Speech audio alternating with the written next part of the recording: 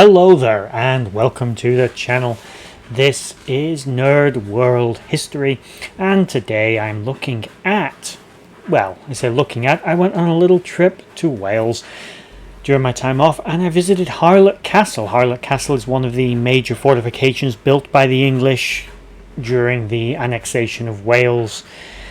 Not going to pretend that that's not a shameful part of our history, but it's a fact, and I just wanted to have a look around the castle. I did some videos while I was there, so I thought I'd share some of the history and beauty of this very functional and efficient building. Harlech Castle, obviously located in the town of Harlech on the Welsh coast, sort of around the middle. For anyone that's not from Wales or from Britain in general, it's sort of around the middle of Wales. It's an absolutely beautiful building and is geometrically considered one of the most perfectly engineered castles in the world, which is one of the most fascinating facts I find about it. It's basically equidistant every direction. It's a beautifully engineered building, built directly on top of a solid piece of stone to prevent undermining, or at least make it a hell of a lot more difficult. And it was built, of course, on the site of previous fortifications held by the Welsh princes before the English turned up under Edward I and annexed Wales. Now, with that said, please like, share, subscribe, comment down below, and tell me what you think of this building. And it is beautiful, it really is. But also, check out my website, that is also linked in the description below. It's new, but I've got a blog on there and a few other things coming on it, so feel free to check that out. With all that said, let's get into the video on Harlech Castle in Wales. As previously stated, Harlech Castle was founded by order of King Edward I, Longshanks of England, one of the Plantagenet kings. A little bit of backstory to put everything into context. Edward I, sometimes known as England's homegrown Caesar, was one of the Plantagenet dynasty. This was a dynasty of kings who were known for being rather ruthless and brutal and full of so-called Plantagenet rage. Edward I was one of the more unique monarchs of medieval Europe at the time, in that he bathed regularly, which, if that's something that's worth noting, you got to wonder about the hygiene of the time period. And also, it should be pointed out that although many kings were well educated, a king didn't often have to read, because it is said someone would always be there to read for them. Edward I was quite scholarly as kings go. He could read, he could write, and often penned his own letters. He wanted to be seen on the European stage as a great king, but he didn't believe he could do this as long as he couldn't control his own island. So with that goal in mind, he set out with the annexation first of Wales, and later would attempt annexations of Ireland and Scotland with varying degrees of success, but that is a broader video which we're not covering here. Harlech Castle was an attempt by Edward to finally and once and for all bring Wales under his thumb.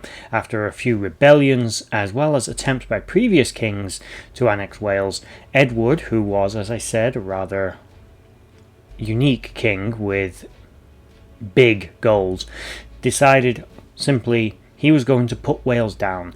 Built on the site of various existing Welsh fortifications, he built a string of castles all across Wales, notably in the north, to hold the country. These castles were mainly symbolic in many ways, but they were also extremely efficiently built, and each one of them is a marvel of engineering of the time period, and were in many ways the envy of Europe. Harlech, as I stated previously, was geometrically perfect, considered the height of these castles.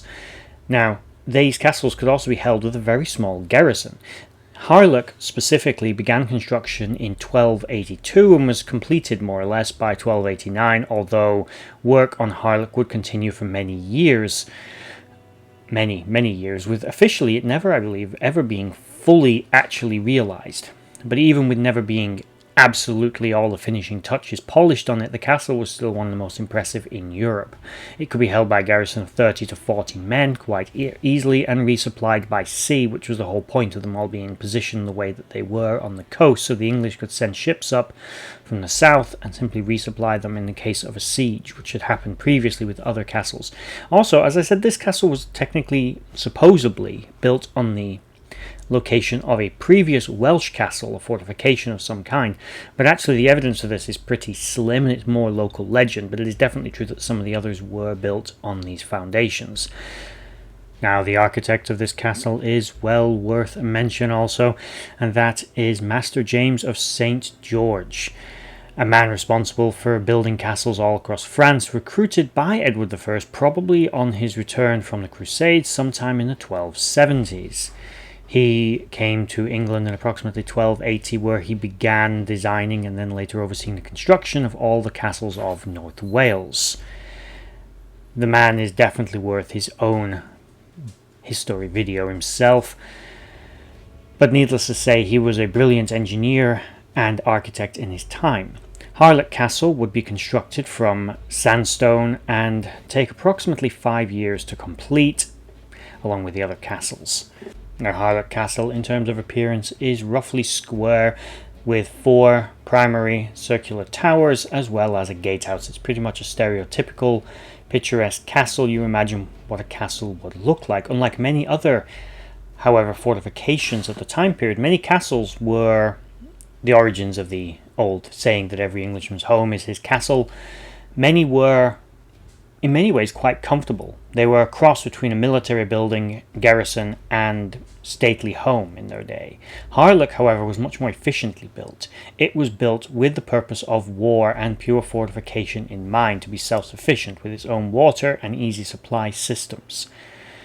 As I said, it's built from sandstone with a large bridge, which is the only way to access the main building. The actual castle itself, defences for their time period, were never truly breached, although it was besieged and captured periodically throughout its history. In future centuries, as the engineering of the castle would become a little dated, it would see action during various civil wars in Britain, notably the War of the Roses, as well as, of course, the English Civil War. Of course, nowadays it's considered more of a tourist attraction, but I recommend it is well worth a visit. It is a beautiful building and a good day out. The town of Harlech as well is quite nice, as well as the beaches are lovely, and there's actually some very nice caves nearby that are also worth a visit if you ever get the time and you're in Wales. Now, that said, this was just my little tour of Harlech Castle from my little trip there. I will be going at some point to see the other Welsh castles when I get time, and I'll do a video on each of them as well. Now, if you made it all the way to the end of this video, as this is pretty much the end, thank you for watching, and bye bye.